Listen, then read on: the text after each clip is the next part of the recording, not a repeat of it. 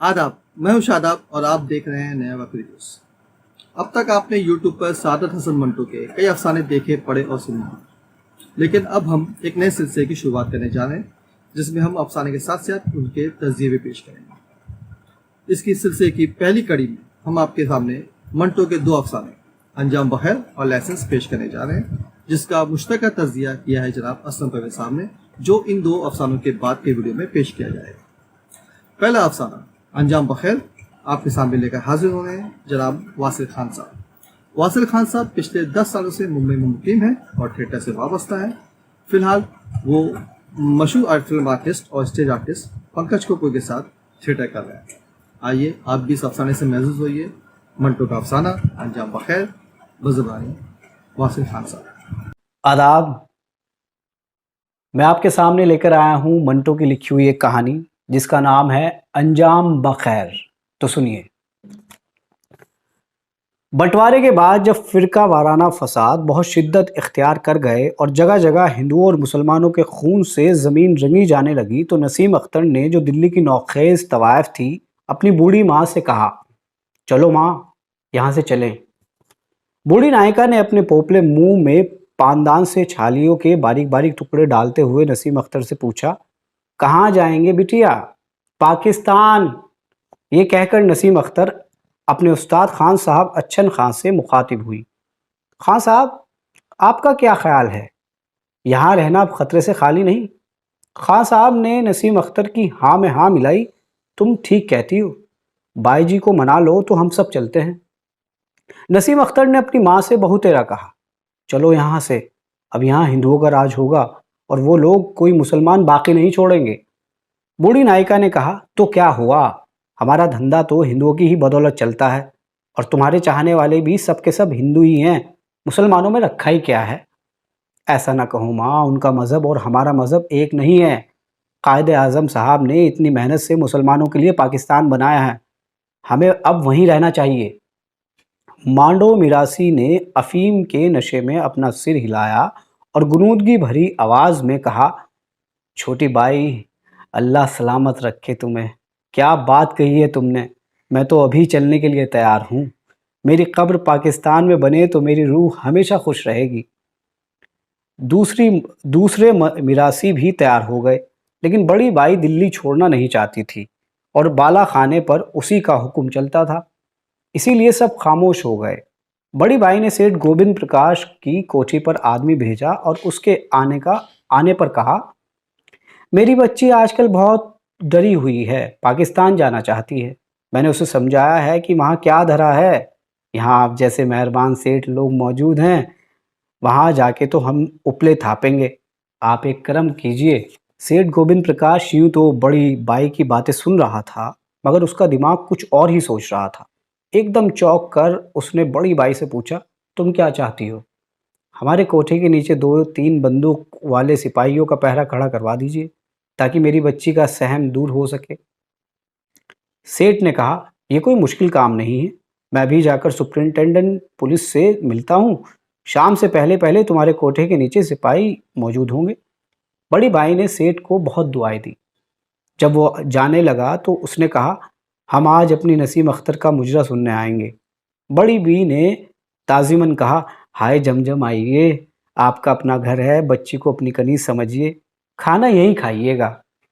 नहीं, मैं आजकल परहेजी का खाना खा रहा हूँ। ये कहकर सेठ अपनी तोन पर हाथ फेरता हुआ चला गया। शाम को बड़ी बी ने चांदनियाँ बदलवाई, गांव तकियों पर नए गिलाफ चढ़वाए, ज़्यादा रोशनी वाले बल्ब लगवाए और अपने नौकर को सेठ गोविंद प्रकाश के लिए आला किस्म के सिगरेट का डिब्बा लाने भेज दिया। थोड़ी देर के बाद नौकर हवाश बाख्ता हाँफता कांपता वापस आ गया। उसके मुंह से एक बात भी नहीं निकलती थी। आखिर जब वो कुछ देर के बाद संभला तो उसने बताया कि चौक में 5-6 सिखों ने एक मुसलमान ख्वाजा फरोश को किरपानों से उसकी आंखों के सामने टुकड़े टुकड़े कर डाला है। जब मैंने ये सब देखा तो सिर पर पांव रखकर भागा और यहाँ आके दम लिया। नसीम अख्तर ये खबर सुनकर बेहोश हो गई। बड़ी मुश्किल से खान साहब अच्छन खां उसे होश में लाए। वो बहुत देर तक निढाल रही और खामोशी से खला में देखती रही। आखिर उसकी माँ ने कहा, खून खराबे होते ही रहते हैं, کیا اس سے پہلے قتل نہیں ہوتے تھے؟ ماں کے دم دلاسا دینے سے وہ سنبھل گئی تو اس کی ماں نے پھر بڑے دلار اور پیار سے کہا، اٹھو میری بچی، جاؤ پشواس پہنو، سیٹھ صاحب آتے ہی ہوں گے۔ اس نے بادلے نخواستہ پشواس پہنی، 16 سنگار کیے اور مسند پر بیٹھ گئی۔ اس کا جی بھاری بھاری تھا۔ اس کو ایسا محسوس ہو رہا تھا کہ اس مقتول خوانچہ فروش کا سارا خون اس کے دل و دماغ پر جم گیا ہے۔ اس کا دل دھڑک رہا تھا۔ اس کا جی چاہ رہا تھا کہ زرق برق پشواس کی جگہ سادہ شلوار قمیض پہن لے۔ آخر اس سے رہا نہ گیا۔ اس نے ہاتھ جوڑ کر اپنی ماں سے کہا، خدا کے لیے میری بات سنو اور بھاگ چلو یہاں سے۔ میرا دل گواہی دیتا ہے کہ ہم پر کوئی نہ کوئی آفت آنے والی ہے۔ اس کی ماں نے جھنجھلا کر کہا، ہم پر کیا آفت آنے لگی؟ ہم نے کسی کا کیا بگاڑا ہے؟ اس نے بڑی سنجیدگی سے جواب دیا، اس غریب خوانچہ فروش نے کسی کا کیا بگاڑا تھا جو ظالموں نے اس کے ٹکڑے ٹکڑے کر ڈالے؟ بگاڑنے والے الٹے بچ جاتے ہیں، مارے جاتے ہیں وہ جنہوں نے کسی کا کچھ بگاڑا نہیں ہوتا۔ تمہارا دماغ خراب ہو گیا ہے۔ چاروں طرف خون کی ندیاں بہہ رہی ہیں۔ ایسے حالات میں کس کا دماغ درست رہ سکتا ہے؟ یہ کہہ کر وہ اٹھی اور بالکنی میں کھڑی ہو گئی اور نیچے بازار میں دیکھنے لگی۔ اسے بجلی کے کھمبے کے پاس 4 آدمی کھڑے دکھائی دیے جن کے پاس بندوقیں تھیں۔ اس نے خان صاحب اچن خان کو بلایا اور اشارے سے وہ چاروں آدمی دکھائے۔ ایسا لگتا ہے وہ وہی سپاہی ہیں جن کو بھیجنے کا وعدہ سیٹھ صاحب کر گئے ہیں۔ خان صاحب اچن خان نے ان آدمیوں کو اپنی چوندھی آنکھوں سے باغور دیکھا۔ نہیں، وہ سپاہی نہیں ہیں۔ سپاہیوں کی تو وردی ہوتی ہے، مجھے تو وہ گنڈے معلوم ہوتے ہیں۔ اس کا کلیجہ دھک سے رہ گیا۔ گنڈے؟ اللہ بہتر جانتا ہے، کچھ کہا نہیں جا سکتا۔ لو، وہ تمہارے کوٹھے کی طرف ہی آ رہے ہیں۔ دیکھو نسیم، تم اوپر چھت پر چلی جاؤ، میں بھی آتا ہوں، مجھے دال میں کچھ کالا کالا نظر آتا ہے۔ وہ چپکے سے ماں کی نظر بچا کر چھت پر چلی گئی۔ تھوڑی دیر کے بعد خان صاحب اچن خان اپنی چوندھی آنکھیں جھپکاتے آئے۔ اس کا دل ڈوب رہا تھا۔ اس نے پوچھا، کیا بات ہے؟ وہی جس کا مجھے ڈر تھا، تمہارے متعلق پوچھ رہے تھے اور کہہ رہے تھے کہ تمہارے لیے سیٹھ گوبند پرکاش نے کار بھیجی ہے اور بلایا ہے۔ بائی جی بہت خوش ہوئی اور کہنے لگی، بڑی مہربانی ہے ان کی۔ میں دیکھتی ہوں کہاں ہے نسیم، شاید غسل خانے میں ہو، آپ رکیے میں بھی تیار ہو جاتی ہوں۔ ان گنڈوں میں سے ایک نے کہا، تمہیں کیا سیٹھ شہد لگا کے چاٹیں گے؟ بیٹھے رہو جہاں بیٹھی ہو، خبردار جو یہاں سے ہلی، ہم خود تمہاری بیٹی کو ڈھونڈ لیں گے۔ میں نے جب یہ باتیں سنی اور ان گنڈوں کے بگڑے ہوئے تیور دیکھے تو کھسک آیا۔ وہ حواس کھو بیٹھی۔ اب کیا کیا جائے؟ خان صاحب اچن خان نے اپنا سر کھجلایا اور کہا، دیکھو میں کوئی ترکیب سوچتا ہوں یہاں سے فوراً نکل بھاگنے کی۔ اور ماں؟ بھائی جی کے متعلق کچھ نہیں کہہ سکتا، ان کو اللہ کے حوالے کر کے خود نکل بھاگنا چاہیے۔ اوپر چارپائی پر 2 چادریں پڑی ہوئی تھی۔ خان صاحب نے ان کو گانٹھ دے کر ایک رسہ سا بنایا اور مضبوطی سے ایک کنڈے کے ساتھ باندھ کر دوسری طرف گلی میں لٹکا دیا۔ نیچے لانڈری کی چھت تھی۔ اگر ہم لانڈری کی چھت پر اتر جائیں تو آگے راستہ صاف ہوگا۔ لانڈری کی چھت کی سیڑھیاں دوسری طرف ہیں، ان کے ذریعے ہم طبیلے تک پہنچ سکتے ہیں اور وہاں سے سائز کے تانگے میں جو مسلمان ہیں سیدھا اسٹیشن کا رخ کر سکتے ہیں۔ خان صاحب نے ترکیب بتائی۔ نسیم اختر نے بڑی بہادری دکھائی، دھیرے دھیرے نیچے پھسلتی ہوئی لانڈری کی چھت پر کود پڑی۔ خان صاحب اچن خان بھی بحفاظت تمام اتر آئے۔ دونوں لانڈری کی سیڑھیاں طے کر کے طبیلے میں پہنچ گئے۔ سائز اتفاق سے تانگے میں گھوڑا جوت رہا تھا۔ دونوں تانگے میں بیٹھے اور انہوں نے اسٹیشن کا رخ کیا۔ راستے ہی میں انہیں مسلح فوجی مسلمانوں کا ملٹری ٹرک مل گیا جو ہندوؤں کے خطرناک محلوں سے مسلمانوں کو نکال کر محفوظ مقاموں پر پہنچا رہا تھا، اور جو مسلمان پاکستان جانا چاہتے تھے انہیں اسپیشل ٹرینوں میں جگہ دلوا دیتا تھا۔ تانگے سے اتر کر وہ ٹرین میں بیٹھ گئے اور چند ہی منٹوں میں اسٹیشن پر پہنچ گئے۔ ٹرین تیار تھی، ان کو اچھی جگہ مل گئی اور وہ باخیریت لاہور پہنچ گئے۔ لاہور میں وہ قریب 1 مہینے تک والٹن کیمپ میں رہے۔ نہایت قسم پرسی کی حالت میں پھر وہ شہر چلے آئے۔ نسیم اختر کے پاس کافی زیور تھا جو اس نے اس رات پہنا تھا جس رات سیٹھ گوبند پرکاش اس کا مجرا سننے آ رہا تھا۔ اس نے سارا زیور اتار کر خان صاحب اچن خاں کے حوالے کر دیا تھا۔ جب وہ والٹن کیمپ چھوڑ کر شہر آئے تو انہوں نے کچھ زیور بیچ کر ایک سستے سے ہوٹل میں رہنا شروع کر دیا اور مکان کی تلاش جاری رکھی۔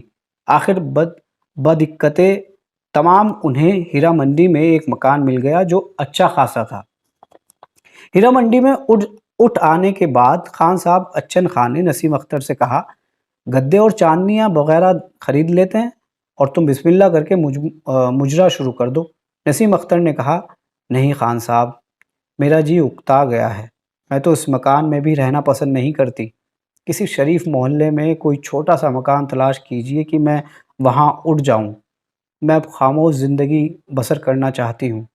خان صاحب کو بڑی حیرت ہوئی، کیا ہو گیا ہے تمہیں؟ بس جی اچاٹ ہو گیا ہے، میں زندگی سے کنارہ کشی اختیار کرنا چاہتی ہوں، دعا کیجئے خدا مجھے ثابت قدم رکھے۔ یہ کہتے ہوئے اس کی آنکھوں میں آنسو آ گئے۔ خان صاحب نے اس کو بہت ترغیب دی پر وہ ٹس سے مس نہ ہوئی۔ ایک دن اس نے خان صاحب سے صاف کہہ دیا کہ وہ شادی کرنا چاہتی ہے اور اگر کسی نے اسے قبول نہ کیا تو وہ عمر بھر کنواری رہے گی۔ خان صاحب اچن خاں بہت حیران ہوئے کہ نسیم اختر میں یہ تبدیلی کیسے آئی۔ فسادات تو اس کا باعث نہیں ہو سکتے، پھر کیا وجہ ہے کہ وہ مجرا ترک کرنے پر تلی ہوئی ہے اور شادی کر کے شریفانہ زندگی بسر کرنا چاہتی ہے؟ انہوں نے کئی بار سوچا۔ جب وہ نسیم اختر کو سمجھا کر تھک گئے تو انہوں نے اسے ایک محلے میں جہاں شورفا رہتے تھے ایک چھوٹا سا مکان کرائے پر لے دیا اور خود ایک مالدار طوائف کو تعلیم دینے کی غرض سے ہیرا منڈی کے کوٹھے پر اٹھ گئے۔ نسیم اختر نے تھوڑے سے برتن خریدے، ایک چارپائی اور بستر وغیرہ بھی۔ اس نے ایک چھوٹے سے لڑکے کو نوکر رکھ لیا اور سکون کی زندگی بسر کرنے لگی۔ پانچوں نمازیں پڑھتی، روزے آئے تو اس نے سارے کے سارے ہی رکھے۔ ایک دن وہ غسل خانے میں نہا رہی تھی کہ غیر ارادی طور پر اپنی سریلی آواز میں گانے لگی۔ اس کے یہاں ایک عورت کا آنا جانا تھا۔ اس کو معلوم نہیں تھا کہ وہ عورت شریفوں کے محلے کی فافا کٹنی ہے۔ شریفوں کے محلے میں کئی گھر تباہ و برباد کر چکی ہے، کئی لڑکیوں کی عصمت اونے پونے داموں بکوا چکی ہے۔ جب اس عورت نے، جس کا نام جنتے تھا، نسیم اختر کی سریلی اور منجھی ہوئی آواز سنی تو اس کو ان خیال آیا کہ یہ لڑکی جس کا آگا ہے نہ پیچھا بڑی مارکے کی طوائف بن سکتی ہے۔ بس اس نے نسیم اختر پر ڈورے ڈالنے شروع کر دیے اور کئی سبز باغ دکھائے، مگر نسیم اختر اس کے قابو میں نہ آئی۔ آخر ایک روز تھک ہار کر اس عورت نے نسیم اختر کو گلے سے لگا لیا اور چٹ پٹ بلائیں لینا شروع کر دی۔ جیتی رہو بیٹا، میں تو تمہارا امتحان لے رہی تھی، تم 16 آنے پوری اتری ہو۔ نسیم اختر کی آنکھیں بھیگ گئیں۔ اس نے جنتے کو بتا دیا کہ وہ شادی کرنا چاہتی ہے، اس لیے کہ ایک یتیم کنواری لڑکی کا اکیلے رہنا خطرے سے خالی نہیں ہے۔ جنتے نے کہا، بیٹا یہ کیا مشکل ہے، میں نے سینکڑوں شادیاں کرائی ہیں اور سب کی سب کامیاب رہی ہیں۔ اللہ نے چاہا تو تمہیں حسب منشا میاں مل جائے گا جو تمہارے پاؤں دھو دھو کر پیے گا۔ جنتے کئی رشتے لائی مگر اس نے کسی رشتے کی بھی کوئی خاص تعریف نہ کی۔ آخر میں وہ ایک ایسا رشتہ لائی جو اس کے کہنے کے مطابق فرشتہ سیرت اور صاحب جائیداد تھا اور عمر کا بھی زیادہ نہیں تھا۔ نسیم اختر مان گئی، تاریخ مقرر کی گئی اور آخر اس کی شادی انجام پا گئی۔ وہ خوش تھی کہ اس کا میاں بہت اچھا ہے اور اس کی ہر آسائش کا خیال رکھتا ہے۔ ایک دن اس کے ہوش و حواس گم ہو گئے جب اس نے دوسرے کمرے میں بیٹھی ہوئی عورتوں کی آوازیں سنی۔ اس نے درز میں سے جھانک کر دیکھا کہ اس کا میاں 2 بوڑھی طوائفوں سے اس کے متعلق باتیں کر رہا ہے۔ جنتے بھی پاس بیٹھی ہے اور سب مل کر اس کا سودا طے کر رہے ہیں۔ اس کی سمجھ میں کچھ نہ آیا کہ وہ کیا کرے اور کیا نہ کرے۔ بہت دیر تک وہ روتی اور سوچتی رہی۔ آخر وہ اٹھی اپنی پشواز نکال کر پہنی اور باہر نکل کر سیدھی اپنے استاد خان صاحب اچھن خان کے پاس پہنچی اور پھر اس نے مجرے کے ساتھ ساتھ پیشہ بھی شروع کر دیا۔ ایک عجیب قسم کے انتقامی جذبے کے ساتھ وہ کھیلنے لگی۔ شکریہ۔ امید ہے آپ کو ہماری یہ پیشکش ضرور پسند آئی ہوگی۔ اس کے بعد منٹو کا دوسرا افسانہ لائسنس پیش کیا جائے گا، جسے سنائیں گی مشہور افسانہ نگار نگار اعظم صاحبہ۔ اور ان دونوں ویڈیو کے بعد تیسرا ویڈیو اپلوڈ کیا جائے گا جو ان دونوں افسانوں کا مشترکہ تجزیہ ہوگا، جسے پیش کریں گے محمد حسن فیض صاحب۔ جب تک کے لیے شکریہ۔